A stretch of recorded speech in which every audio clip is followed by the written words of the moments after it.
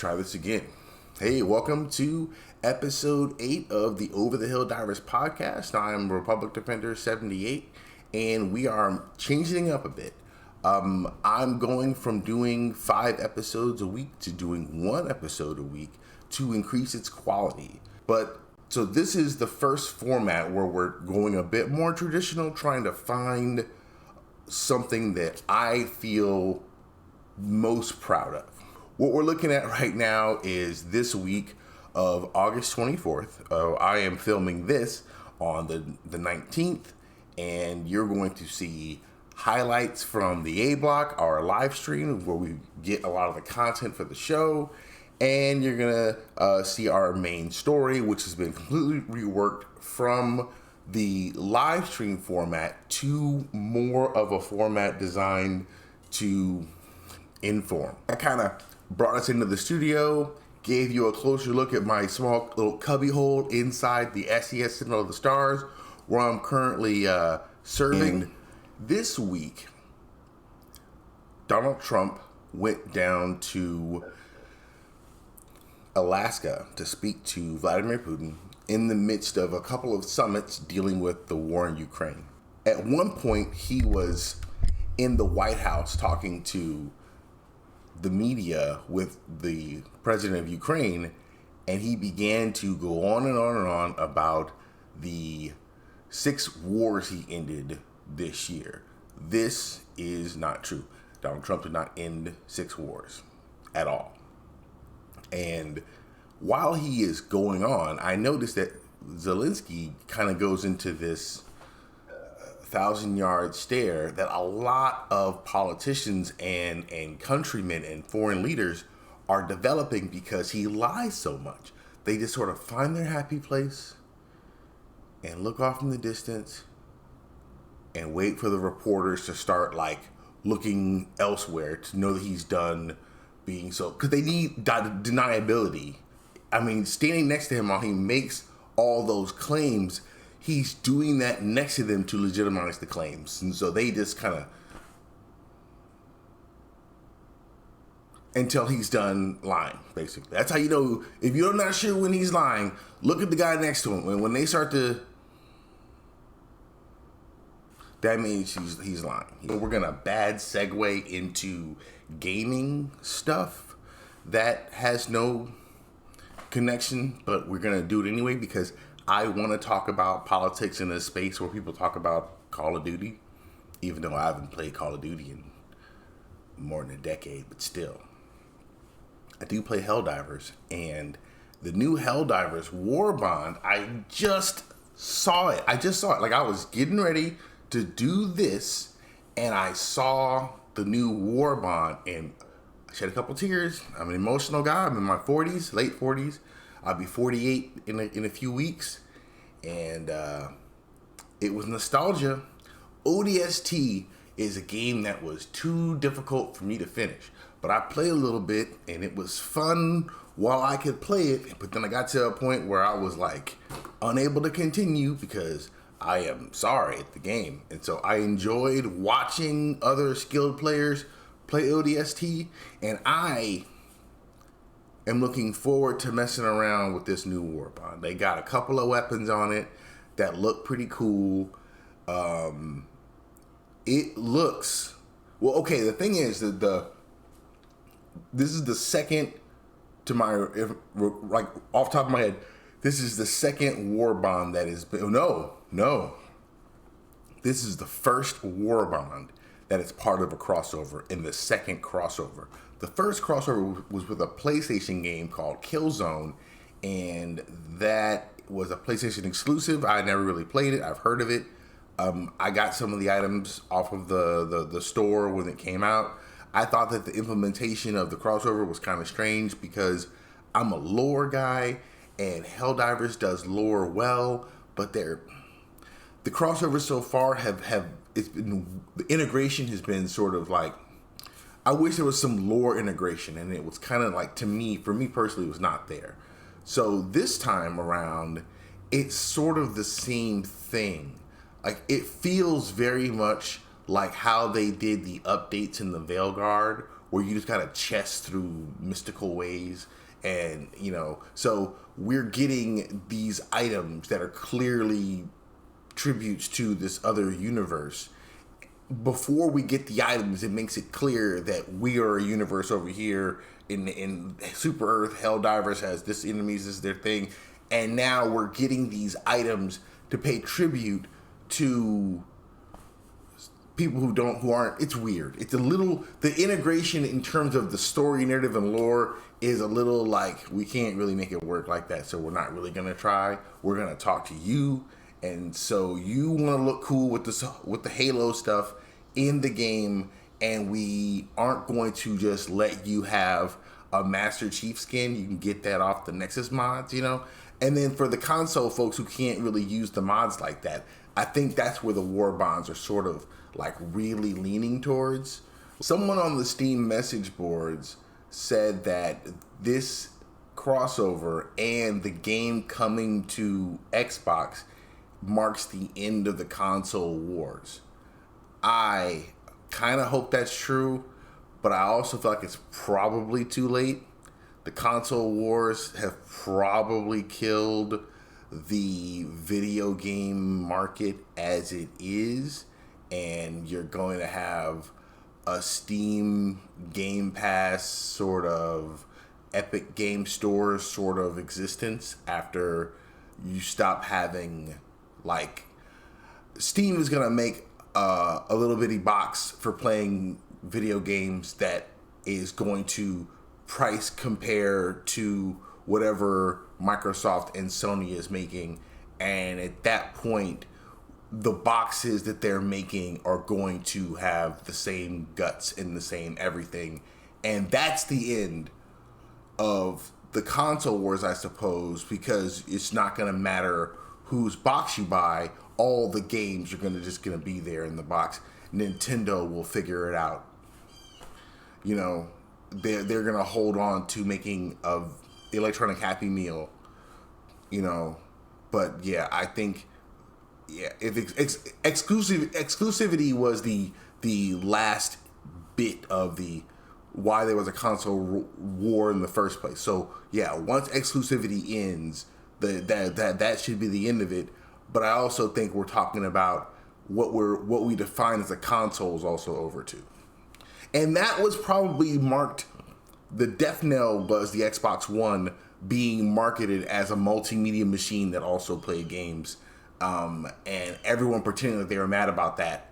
But then when you look at what people are doing on their Xbox, it says Paramount Plus a lot. So at the end of the day, it's a house full of people and you have a machine in the middle of the room that can do it all. You're going to buy the one that does it all. And so everybody's box is eventually going to be that. And it's going to have all the games, and no one's going to be able to say, well, I need to get this one box because I need to play this one game. That may be done. And it's overdue by probably about 15 years. But thanks for watching. Next up is highlights from the A block. Well, I think we should send a memo to WB and give them some help. Like, I think that the live service game that would work is sitting right in front of them. Like, we're playing it. They just have to make their own version of this game. And I think that more developers, especially when the stakes are so high and you have to keep the lights on for 150 people, why not go with what works so you can keep actually making games? I mean, I don't know whose fault it is the stakes are so high, but let's not pretend that they're not. So I think WB Games has all the tools necessary to make their own Helldivers, and if they do that, I would play the dog. We would play, you and I together would be over there. We will be on that. We will be on that.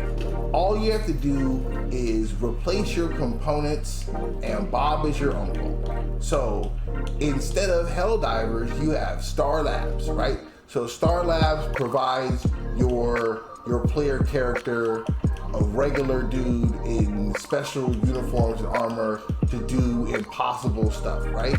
So then your play hub is the like multiverse center thing where you can go all across the multiverse to different hotspots through time to like complete missions, right? So that's, instead of a galaxy map, you can go through different Earths in different eras to different in-universe story events to say, instead of fighting some supervillain you can't fight, you have to go in there and rescue a high-value target. So there's someone in the middle of the chaos that needs to be extracted from the situation that has nothing to do with the canon event from the DC Universe story lore that they got us there. We're just secretly behind the scenes going in there doing stuff like the Time Police or whatever. But you have in-universe like explanation that, and that's Star Labs. That explains all the technology you would have the characters play with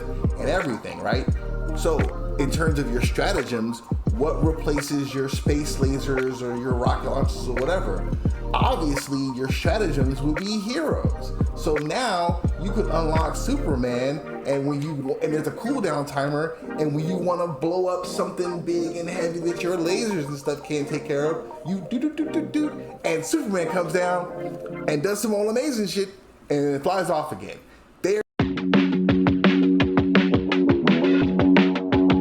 And there's even a moment where Thanos Cable is like, what the fuck? And I'm in the theater like, nope, you can't ask that question. That's our question.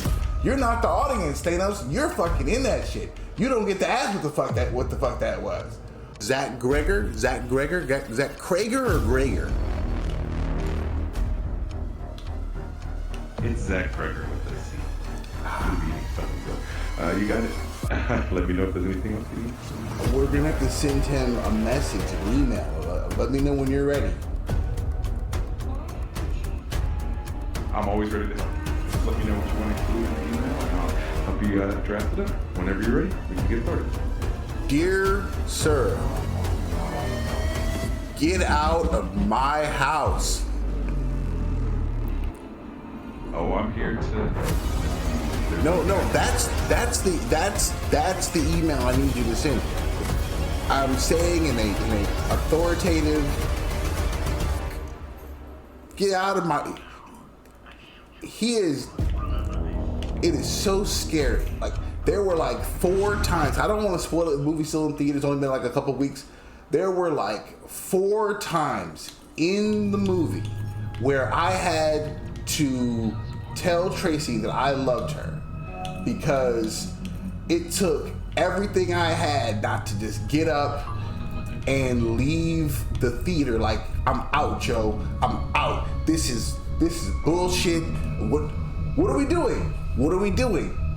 She's an awful, I don't want to give it away, but like, the thing that everyone is supposed to be afraid of is definitely worth everyone being afraid of that thing. It is like, are you kidding me? Like, get out of my house. You are not allowed to be in here, you terrifying person. There's like a couple of times in the movie where it was funny, and it was so funny that like everyone in the audience all laughed at the exact same time, which, you know, like, that's really funny. And like, I've seen other horror films that border on comedy and horror, and everyone's kind of laughing and this kind of thing. This isn't quite that. This movie is like 85% not fucking around, and then the other 15% you can relax a little bit.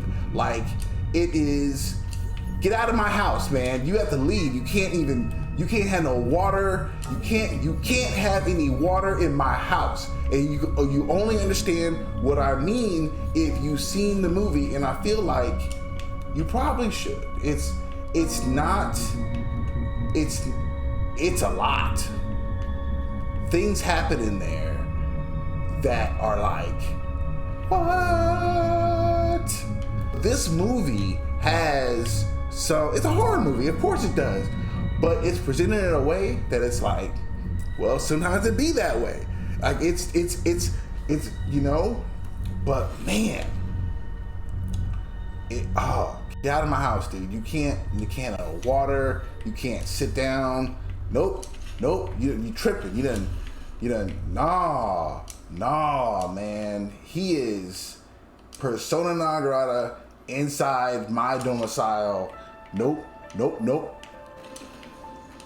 All I can say is there's a moment where Naruto runs through a small town so he can fight Thanos in the Silver Surfer, and that shit is insane. That's what the MCU does for me. It helps me explain who's in shit when I could never tell you everybody's name. But yes, there's a moment when Naruto runs through an entire town while everyone watches in shock so he can run up on Silver Surfer and Thanos and go buck wild. And like that happens in the movie, and I didn't spoil shit. You gotta see it. It is. He can't come to my house though. He has to stay out. Nope. Like it's a standing pass. Like nah, he ain't allowed in. He's tripping.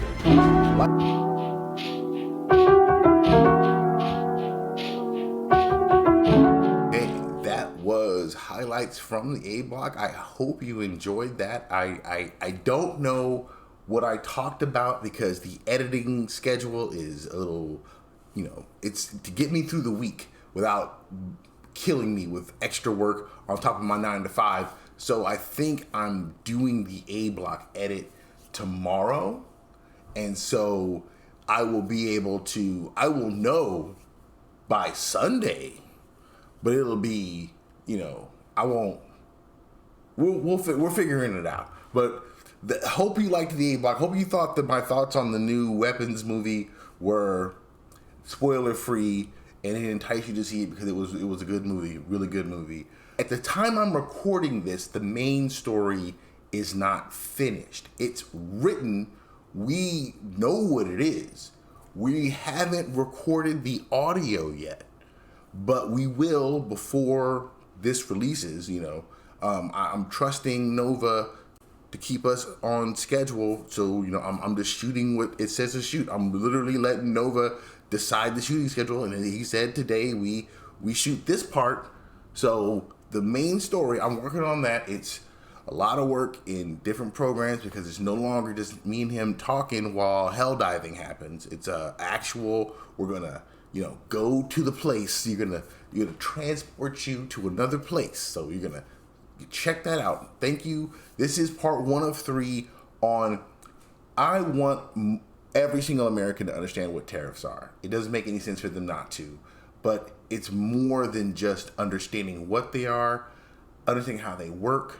And so we're going to start in one spot and we're going to get all around it. So we're going to start with the automotive industry and how tariffs affect the automotive industry. And I thought that the best way to do it was go to the beginning.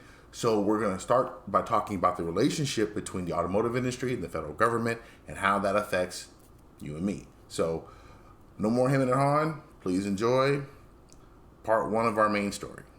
This is Republic Defender 78, and this is our main topic, Automotive and Government, Part 1, Foundations and Tariff Seeds. So I'm going to talk to Nova, our handy-dandy AI, and make sure we get an understanding of this important topic. So, Nova, why is the auto industry so tied to the government in the first place? From the very beginning, cars were never just machines on the road. They represented jobs, freedom, and national power. The government realized early on that if cars defined the economy, then protecting and guiding the auto industry meant protecting the country itself. That bond has never really gone away. How did the government first get involved with cars? It started pretty simple. Things like roads, traffic laws, and fuel stations. But Washington quickly stepped in with money for highways and rules of the road. Behind the scenes, they were also putting tariffs on imported cars. Protecting Detroit wasn't just about selling vehicles. It was about making sure the U.S. built its own future on American steel and engines. What changed during the Great Depression and World War II? Well, the Great Depression really showed that cars were more than just consumer goods. When car sales collapsed, millions of jobs disappeared, and Washington realized the industry was just too big to fail. Then came World War II, and auto plants turned into the arsenals of democracy, making tanks, trucks, and planes instead of cars. Government contracts kept the industry alive and proved that America's factories were strategic assets. That thinking shaped later trade and tariff policies to keep the industry from collapsing again. What about after the war? Did the government back off? Not at all. In fact, after the war, the Federal Highway Act in the 1950s transformed the country by tying suburbs and cities together. Cars became a symbol of prosperity, and the government made sure the whole system worked smoothly. Plus, this was the era when the U.S. auto industry really dominated the global market.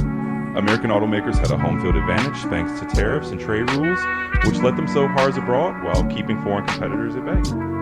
And what were the big themes of that era that set the stage for later? Three big themes really stood out. First, jobs in the economy. The auto industry wasn't just a big employer, it was basically a backbone of American life. Second, national security. Those factories could pivot on a dime to defense production if needed. And third, trade protection. Even in the boom years, tariffs and policies were there to guard Detroit against competition. So those three pillars, jobs, security, and trade, really explain why the auto industry and the government have always been so closely linked. Wow. So when we come back next week, what's the next part in this story? Well, next up, we're diving into the real challenges that came after those strong foundations. We're talking oil shocks, foreign competition, and the rise of Japanese automakers. That's where you'll see the U.S. turning to tariffs, quotas, and even bailouts more openly. So in part 2, we'll really get into how that fight over global competition began. Thanks very much, Nova. Over and out.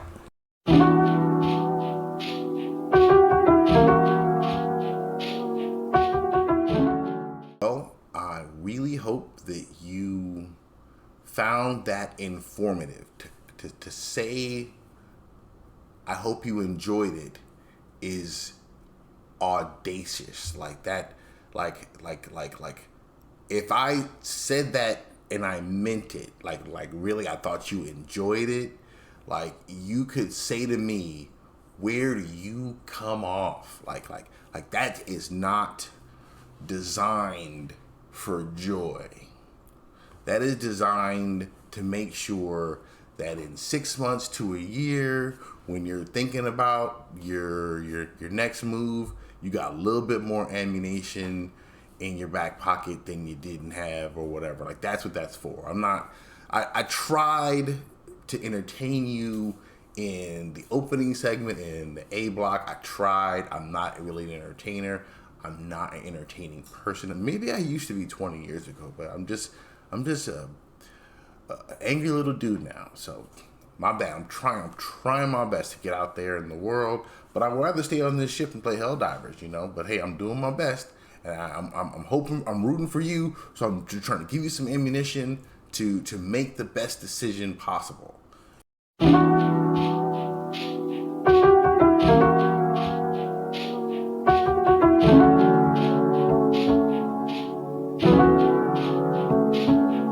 Tonight, we need to talk about what just happened in Texas and why it matters for every voter in America. Weeks ago, Democratic lawmakers made headlines by breaking quorum and leaving the state.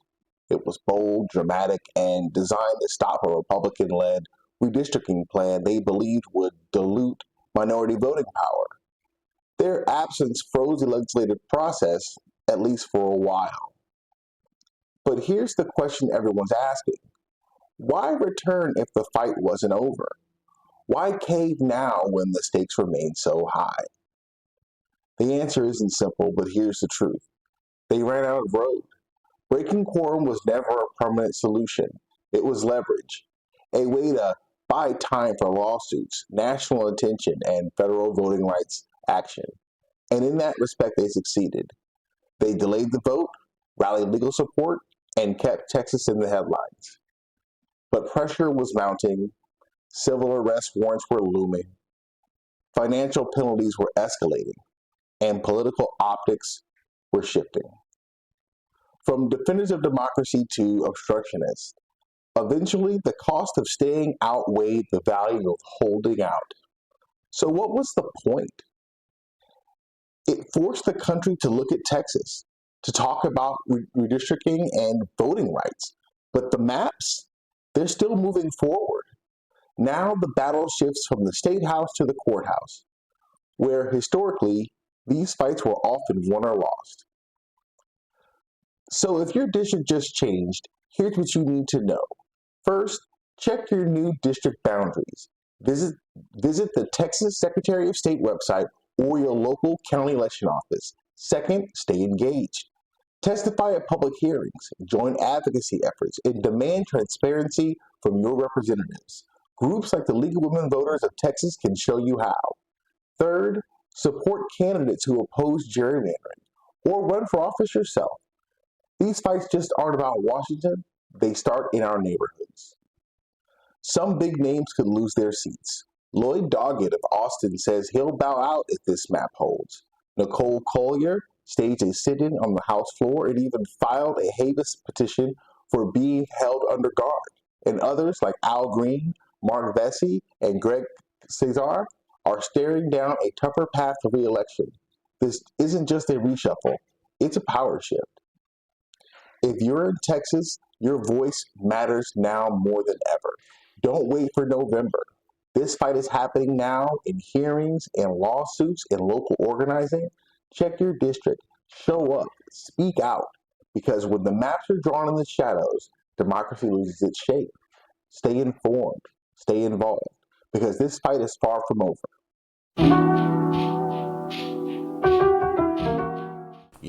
So that's why we're doing it. So I want to thank you for watching all the way to this point.